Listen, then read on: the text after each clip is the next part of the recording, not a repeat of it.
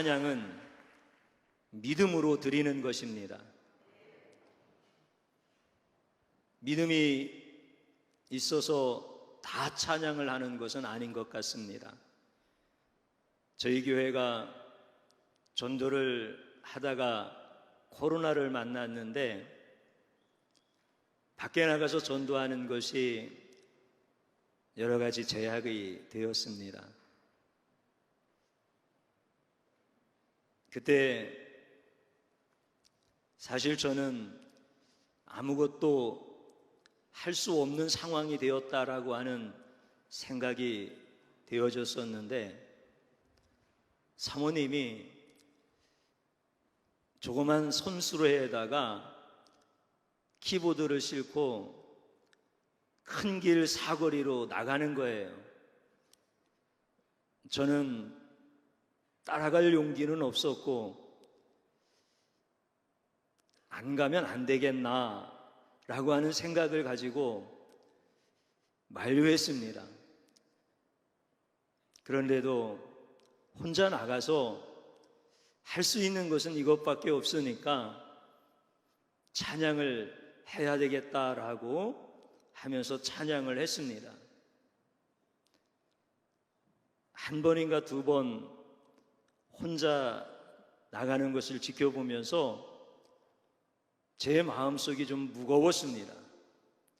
편할 리가 없겠죠. 근데 그날 부슬비가 내리는데 우산을 가지고 제가 빨리 마무리하고 돌아올 요량으로 나갔습니다. 근데 그 자리에서 사모님한테 붙잡혀서 찬양을 하기 시작을 했고 그 이후로 한 번도 사모님과 찬양하는 자리에서 제가 떨어진 적은 없었습니다. 믿음이 있어서 다 찬양을 하는 것은 아닌 것 같습니다.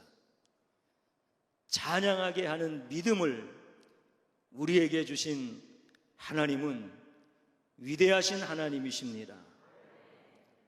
그 찬양 속에 하나님은 영광 받으셨고 죽음에서도 건지시고 어려운 가운데서도 문제들을 풀어주시고 모든 삶의 자리에서 하나님이 영광 받으시는 놀라운 일들을 보게 해 주셨습니다. 여기에 계신 분들은 억지로 끌려 나오신 분들이 아니라 주님을 찬양하고 싶은 강렬한 믿음을 가지고 이 자리에 나오셨으니 여러분들은 참 잘 오셨습니다. 저는 좌우에 계신 분들과 잘 오셨습니다라고 한번 축복하며 인사하겠습니다. 잘 오셨습니다. 정말 잘 오셨습니다. 여러분들 생애 가운데 하나님이 일하시는 것을 보게 하실 것입니다. BC 850년경 남유다의 여호사밧 왕이 있습니다. 그 나라를 향하여 아람과 암몬과 마온 연합군대가 쳐들어옵니다. 어찌할 수 없어서 금식하고 기도하며 하나님 어떻게 해야 되죠? 라고 했을 때 선지자를 통하여 하나님께서 말씀을 해주시는데 그 말씀의 내용은 이 전쟁은 너희에게 속한 것이 아니라 나에게 속한 것이다 라고 말씀을 해주십니다. 그리고 계속해서 하신 말씀이 내일이 되면 연합군대가 들어올 것인데 너희는 골짜기에서 그 군대를 맞이하여 싸울 때 군대 앞에 거룩한 예복을 입은 찬양대를 세워 나를 찬양하라 이렇게 말씀해 주십니다. 여호사밧이 하나님께로부터 그 말씀을 들었을 때 그의 마음이 편치 않습니다. 편할 리가 없습니다. 도대체 하나님은 전쟁을 아는 신인가? 전쟁을 한 번도 치러본 적이 없는 신인가? 라고 하는 생각이 들 수밖에 없습니다. 전쟁을 하려면 어떻게 해야 됩니까? 특수부대를 앞세워서 강공으로 밀어붙이든지, 아니면 용감하고 재빠른 사람을 앞세웠다가 후퇴하면서 매복군대를 일으켜 전멸시키든가, 우리가 알고 있는 여러 가지 전쟁의 방법들이 있지만, 군대 앞에 거추장스러운 옷을 입히고 찬양하라고 하는 하나님의 방법은 영 우리의 상식과 맞지 않습니다. 여호사밧이 어떻게 그런 상황에서 하나님을 찬양하는 찬양대를 군대 앞에 세울 수 있겠습니까? 하나님께서 그에게 강한 믿음을 주시고, 이 싸움이 진정 하나님께 속한 것이다라고 하는 사실을 믿기에 하나님의 말씀에 순종하게 되는 것입니다. 오늘 이 시대를 살아가는 저희들도 전쟁터를 방불케 하는 인생의 문제를 안고 매일같이 살아갑니다. 여러분들이 하나님의 자녀로서 세상에서 복된 삶을 살기를 원하고,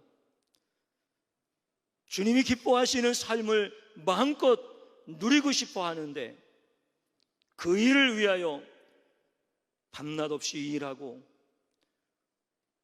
사랑하고 섬기며, 때로는 어려운 문제를 만나면 하나님 앞에 금식하며 이 문제가 해결되어져서 복된 삶을 살고 싶다고 고백하는 분들 아니십니까?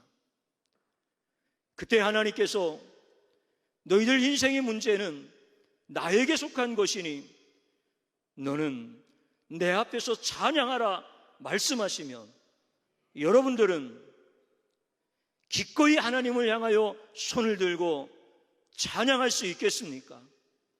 여러분들의 인생의 문제를 풀어내기 위하여 준비한 그 모든 것들 앞에 여러분들이 찬양으로 하나님께 영광 돌리며 전쟁은 하나님께 속하였다라고 고백할 수 있겠습니까?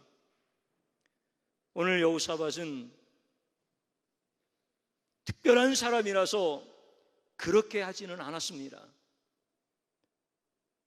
그도 두려웠고 힘들었지만 성경의 말씀을 보면 너희는 두려워하지 말라,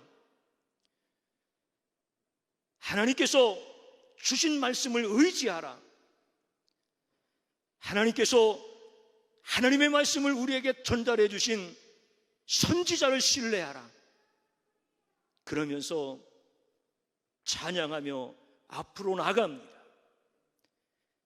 그때 하나님께서 하나님의 복병을 일으키셔서 전쟁에서 승리하게 하신 줄로 믿습니다. 왜 하나님께서는 우리가 이해할 수 없는 방법으로 우리의 인생의 문제를 풀게 하시고 하나님의 교회를 세우려고 하십니까? 코로나 때에는 찬양하지 않는 것이 모든 사람들에게 상식인데, 다른 방법을 모색하면서 교회를 세우고 성도의 신앙을 굳건하게 하며 우리의 인생의 문제를 풀어가야 되는데 왜 하나님은 찬양하라고 하십니까?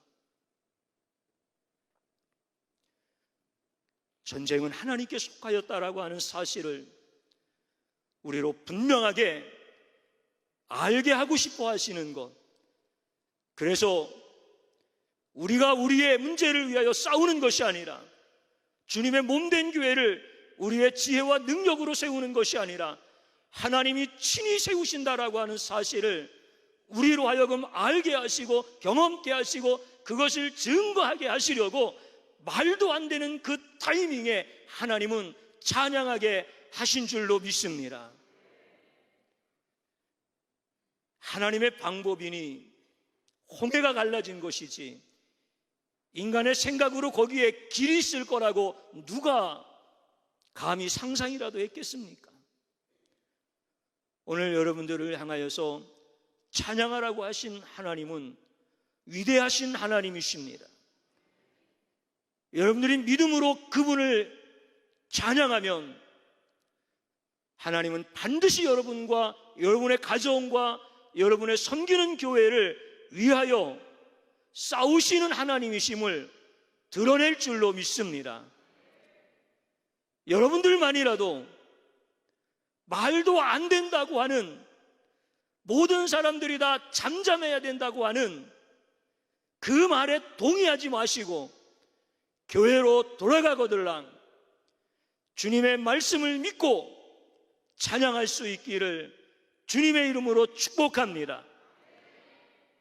100명의 성가대가 안 돼도 괜찮습니다. 성가대가 일하는 것이 아닙니다. 찬양을 드릴 때 하나님이 일하시는 겁니다. 한 사람의 목회자가 찬양하면 그 교회는 살아납니다. 한 사람의 성도가 찬양을 하면 그 가정이 살아나서 한 교회를 세우게 하시는 기적을 보여주십니다. 사랑하는 성도님 여러분, 오늘 이 시간에 진심으로 하나님 앞에 내가 세상 현실을 바라보다가 찬양하지 못했던 죄를 용서해달라고 고백할 수 있기를 주님의 이름으로 축복합니다.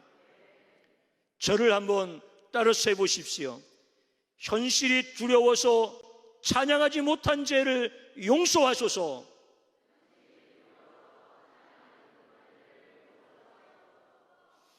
조금 더 크게 하시면 여러분들의 믿음의 고백이 아름답게 세워질 것을 저는 확신합니다.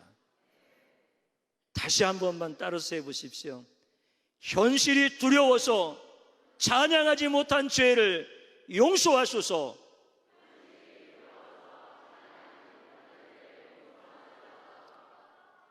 또 한 번 따라해 보십시오. 오직 믿음으로만 찬양하게 하소서. 아멘, 아멘, 아멘.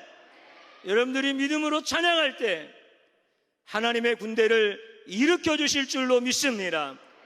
한 번만 마지막으로 더 따라서 해보십시오. 믿음으로 하나님을 찬양하면 하나님의 군대를 일으켜 주신다. 하나님께 영광 올려드리겠습니다.